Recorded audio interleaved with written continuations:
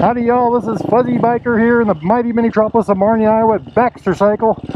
We are sitting on a motorcycle I've wanted to ride for years. It's a 1966 Continental GT250. Continental GT250. Let's see how the brakes work. Yeah, it's got a little bit of brakes. This is an amazing thing to ride. I'm assuming it's 1 up, 3 down. It's a 5-speed actually. Let's go around town. First gear, second gear,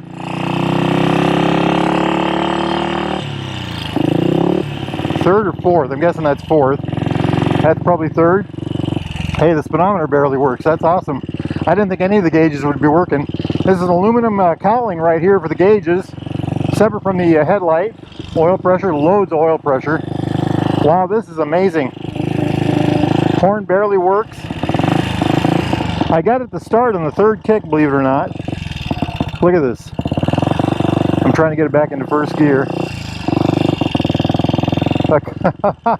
This bike has sat for years. I asked Randy Baxter yesterday if we can get it running, and I'd like to ride it because I've always wanted to ride it. And he got it out yesterday, and they got it going. So today was my turn. Got to remember the shifter here. What an amazing machine! Fiberglass gas tank. The engine hangs from the frame. I think they were supposed to put out 17 or 18 horsepower. Fabulous thing. Fabulous. This is a real treat to get to ride.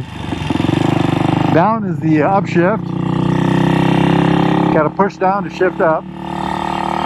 Oh, this is awesome. Got these itty bitty handlebars. This seat is like a board. This was a real hot rod back in its day. This would have been a real, a lot of fun. I think it has a single leading shoe brake. I'll check that out when we get stopped, but I think it's a single leading shoe. I'm amazed at how well it runs. It just goes. It's just crazy. A couple days ago, this thing was kind of laying around in bits and pieces. I really appreciate them getting it going for us. They have 2 of these, the 66 and the 67. What a fabulous machine. What a fabulous machine. It needs to go through the shop. Has some things that need adjusting and tidying and all that. It's got a single monoblock carburetor. Clutch works pretty darn good. I'm amazed at how well it runs. The motor is just not giving me any trouble at all.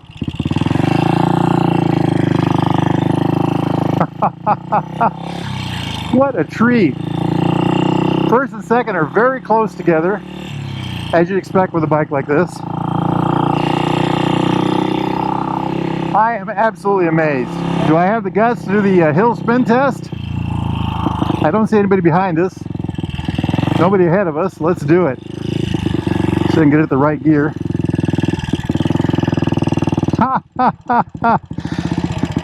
That's amazing.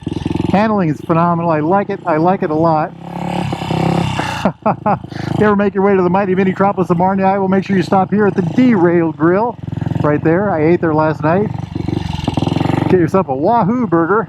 Struggling to get it in the first gear. I think I was in second. I like it. I like it a lot. What a treat. What a treat to ride. I think that's supposed to be the tack drive right there, but of course the tack isn't functioning. I am so impressed with this.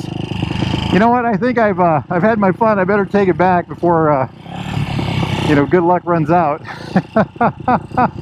If you're ever in the market for a new or used Royal Enfield, Triumph, classic British bike of any type like this one, get yourself over here to the mighty metropolis of Marnie, Iowa, to Baxter Cycle. I'm so excited I can barely talk. Those guys can help you out, or go to baxtercycle.com. Make sure you tell them Fuzzy Biker sent you.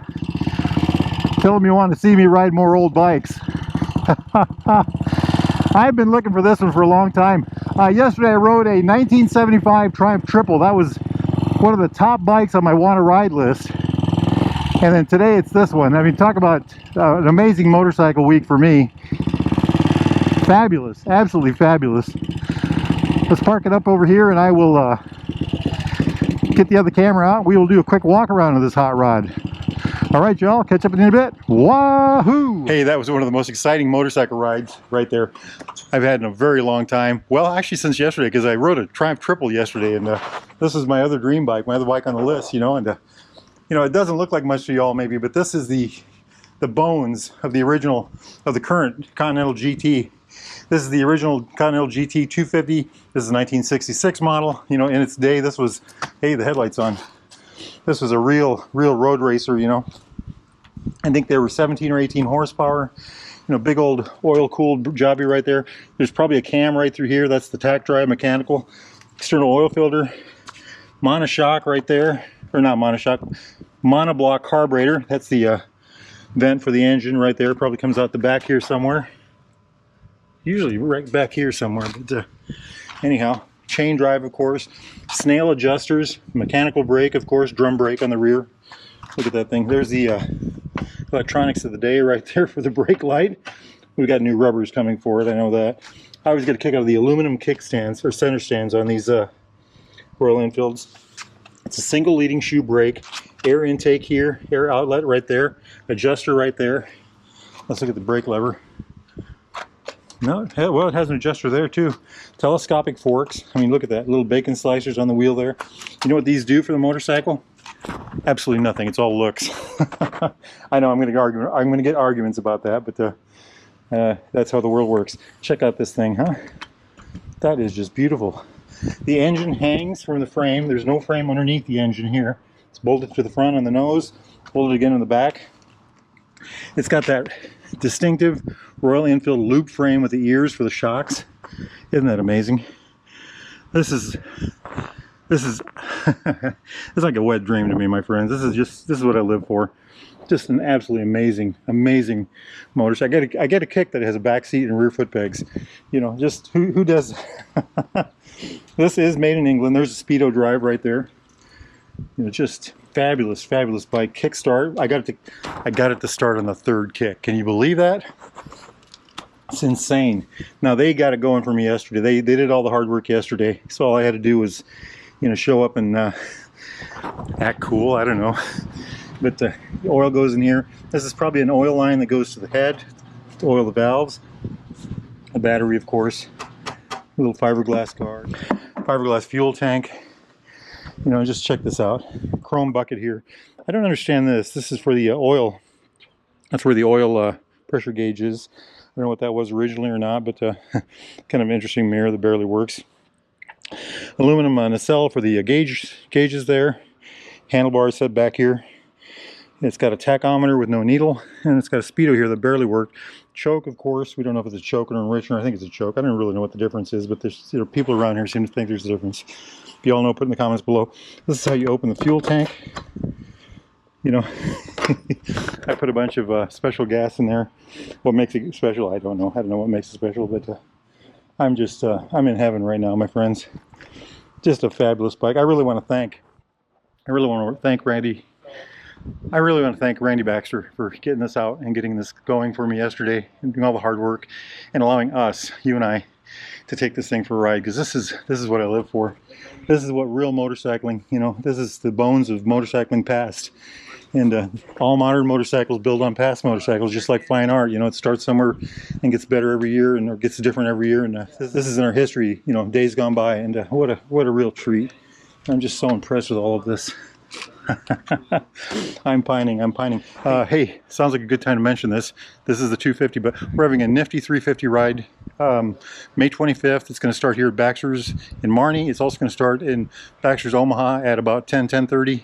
We're going to ride up to Soldier, Iowa, stop somewhere between to eat, and just have a good old time. It's called the Nifty 350 ride, but any motorcycle is welcome. Any motorcycle. Last time I think we had a 1200. No, I think we had a 650 last time. It was the biggest bike, but we're good with a 1200. Anyway, if y'all are in the market for a new or used Royal Enfield Triumph classic British bike of any type, like this one, maybe not this one. Well, it's probably for sale. Get yourself over here to Baxter Cycle in the mighty metropolis of Marnie. Also, Baxter's is the largest vintage British bike supplier. Say that 3 times fast. In North America. If they don't have it, good luck. But get yourself over to the Baxter Cycle Marnie. If anything, just to visit and look around. But or go to baxtercycle.com. Make sure you tell those fine folks that Fuzzy Biker sent you. Life is good. Get out and ride. Wahoo!